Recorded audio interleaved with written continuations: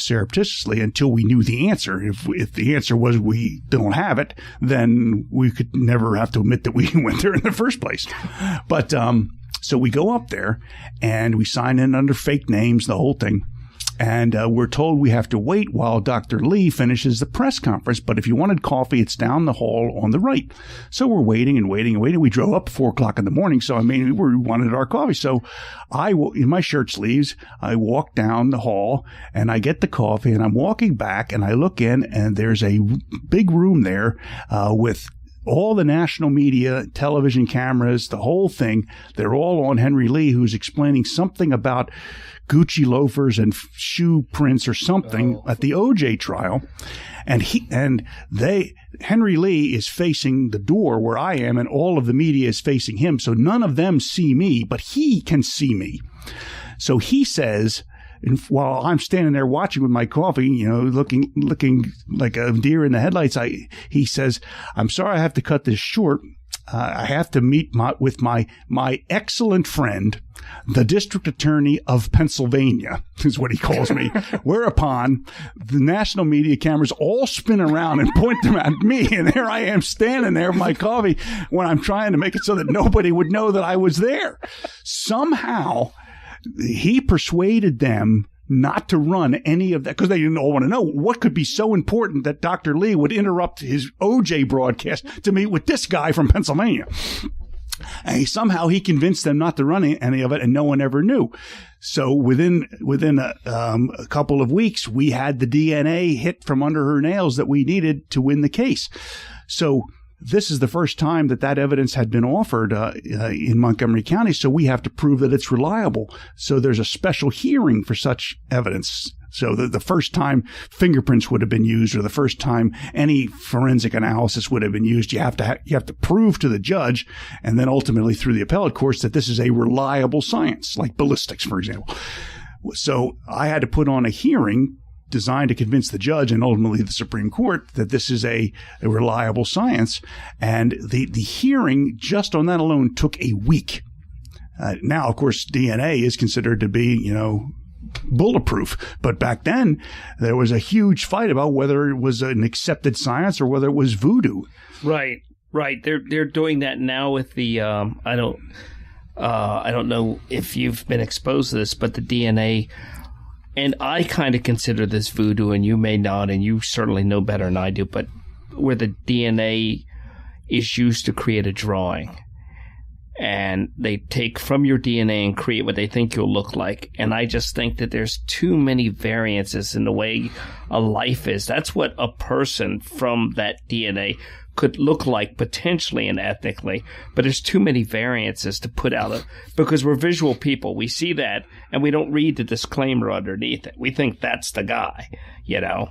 I mean, and it's a really great picture, but there's this nice disclaimer on there that basically says this may not be valid at all. You know, it's kind of a guess. Yeah. I mean, that hasn't been accepted as evidence, but it certainly would be used, not like an artist's sketch would be used or something like that to try to narrow down the field. But that wouldn't be admissible in court. That I'm sure. What about Raphael Robb? Was he annoying? That was a very interesting case. He thought that he was smarter than us. He was a professor of he might have been, but not in what you do, and that's what I didn't understand. Right. I mean, he obviously is smarter than us, but he was a professor of it was economics, but it was more a subset of that called game theory, where it had something to do with setting up a series of parameters that would ensure a certain result if you hit those parameters in an economic context. It had the slightly misleading name of game theory. Well, when his wife was found bludgeoned to death in just a frenzied attack, it was the worst bludgeoning I had ever seen, and we thought that her head had been blown off with a shotgun. because if people think of the head as the shell of an egg is quite a structurally sound thing. But when the egg is broken, the egg will fall in on itself. And her skull was so badly smashed that the skin had had caved in on itself. And we thought from the spray that her head would be full of shotgun pellets. And we were stunned at the autopsy when the pathologist says that this is a bludgeoning. There's no shotgun pellets here. And then, of course, once we knew it was a bludgeoning, it was easy to see cast off from a blunt instrument. But it was a rage killing, which is sort of defined as far more than is necessary to bring about the demise of the victim. And he had motive, and he's the last person to see her alive, the first person to find her dead. There were a lot of things pointing at him, but nothing was conclusive, and it was a circumstantial case. In fact, we ended up having enough to arrest on the case because some of the things we were able to prove were lies based on a blood splatter pattern, the way doors were and would have blocked blood, where he said the door was closed when it must have been open because it blocked blood from getting to a certain part of the wall. I sent 2 detectives in, one pretending to be a guy who did fixed locks and one who pretended to be a guy who fixed broken glass. He tried to set it up as a burglary by breaking a window, but the glass didn't fall in the right spot, and the burglar would have had to step on it and smash the glass further, and there's no indication of that. So it was a lot of things that had us looking funny at it.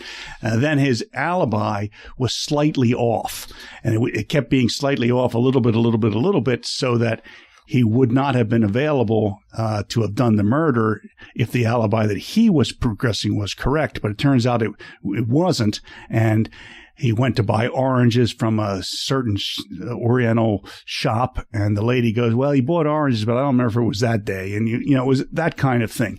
Well, he insisted that he hadn't done it.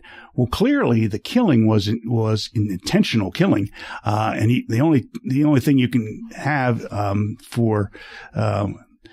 some third-degree murders can be intentional killings, but mostly intentional killings are first-degree killings or manslaughter killings.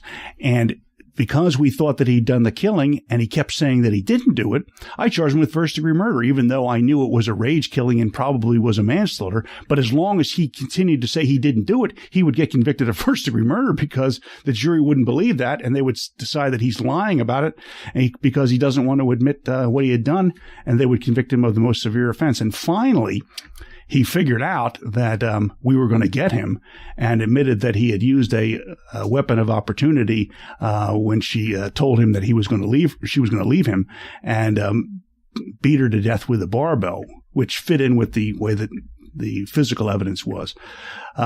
So back then, I think that the law might have changed, but back then the maximum sentence for manslaughter was 10 to 20 years in prison. And I knew that the physical evidence matched up the story that he finally told about how the killing had occurred, and that it was a heat of passion on sudden provocation killing. So I argued for 20 years in prison. Well, the judge gave him 5 to 10 years in prison. Later on, 2 times while I was DA, he came up for parole, and I opposed it, and he wasn't paroled. And then when I was commissioner, I opposed it, and the DA's office did too. But somebody failed to check the record and said that I had plea bargained the case to 5 to 10 years. And I had to deal with a whole lot of negative publicity until I dug out that transcript to show that I argued for the maximum sentence. And the judge decided that he wasn't going to give it. And one of the things that influenced the judge is they put on evidence that he had pancreatic cancer and only had 5 years to live. Well, he's still alive now, and this was like 20 years ago. So it turned out that they were lying about that. It wasn't 20 years ago. It was probably about 10 or 12 years ago. Well, thank God you keep good records. So you went to the extreme to make him going to the other extreme look sillier to a jury, knowing that either it would look silly to a jury or he would come to a middle ground with you. Well, he'd have to admit, I knew that the killing, right from the beginning, I had a report that it was a rage killing. When I found out it was not a shotgun blast and that therefore it was done by multiple blows, I knew as a fact. I mean, there's to this day it sits on my desk, Vernon Galbraith's book about practical homicide investigation, and there's a whole chapter on rage killings. So I knew about that, and I knew what to look for. And when you had all that blood, and it was not from a gunshot wound, which is a fraction of a second pulling a trigger, but is multiple over and over and over blows, that has to be done in a rage, wanting to obliterate her face and far more than is necessary to bring about the death of the victim. So that was a classic. So I knew that I was looking for somebody that had a motive to fly into a raging killer, and he was the only one that fit that. But as long as he was saying he didn't do it, he was going to go down for the full thing. And unfortunately, too many times it seems like it is someone close to us in these cases, rather than a completely random thing. It's a disproportionate amount. That's one of the things that if you apply that rule to like the Mandarak case, it was completely wrong, because the guy was just sitting at home while his wife ran out, and you automatically gravitate that, because whether it's our sensibilities, whatever, we don't want to think that these random things happen. Well, that's also true. I mean,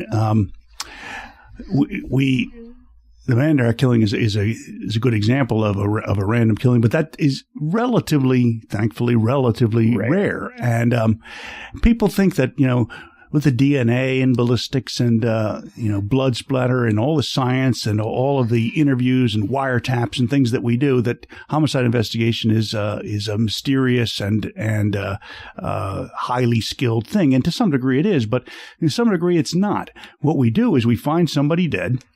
We try to figure out how it is they ended up dead, and then we try to figure out who has a motive to want them dead. Then we eliminate anybody who has a motive to want them dead, and the person we can't eliminate is the guy who gets arrested. I mean, that's what it comes down to. And a lot of coffee and a little sleep. Yeah, yeah, and the variable that gets introduced into that disproves that way of looking at murder investigation is a killing of a random victim.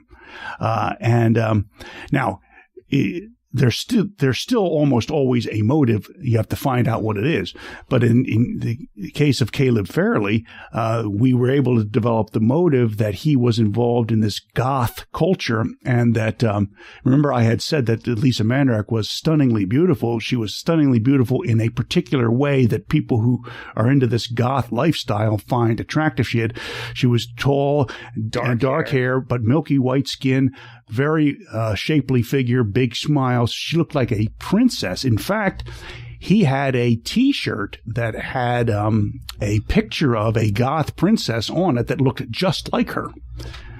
So we thought that ended up being a pretty good motive, which was the motive I ultimately used in the case. You've had so many interesting cases in your career. I don't want to use. It's almost like you were. I teased Jack Wellard from Delaware County, and you're like this in a different way. I said he was the hardest working man in justice. He was James Brown of justice, because you see him everywhere. But you had so many interesting cases. There was talk about a TV show about them, wasn't there? Probably. Well, there actually was. They filmed a pilot of a TV show based on my career. And they asked me to write a synopsis for 10 episodes after the pilot was filmed. And in fact, unless you're actually on set for where they're filming a movie or a TV show, you don't realize how much effort goes into that. But they did it at the courthouse. They closed the road. They had cranes with cameras up in the air. They had cameras on train tracks. They did all this unbelievable stuff that you would only know of from in the movies. And they filmed this pilot, and it was really quite something. Now, it probably never caught on because they actually used me as the star rather than a real actor. And, maybe I was a little too wooden for that sort of a show. But it was, they spent several days at the courthouse filming it. And it was really quite a production. They were beautiful days, and it was a lot of fun. It's amazing how much it takes to go back and recreate the reality that you just walk through in your ordinary life to recreate it. It's like you said, they call it a whole crew that blocks off reality so that they can fabricate, the way it was. Well, a lot of those cases, when there used to be physical newspapers in the world, a lot of them were covered in the newspapers, and they would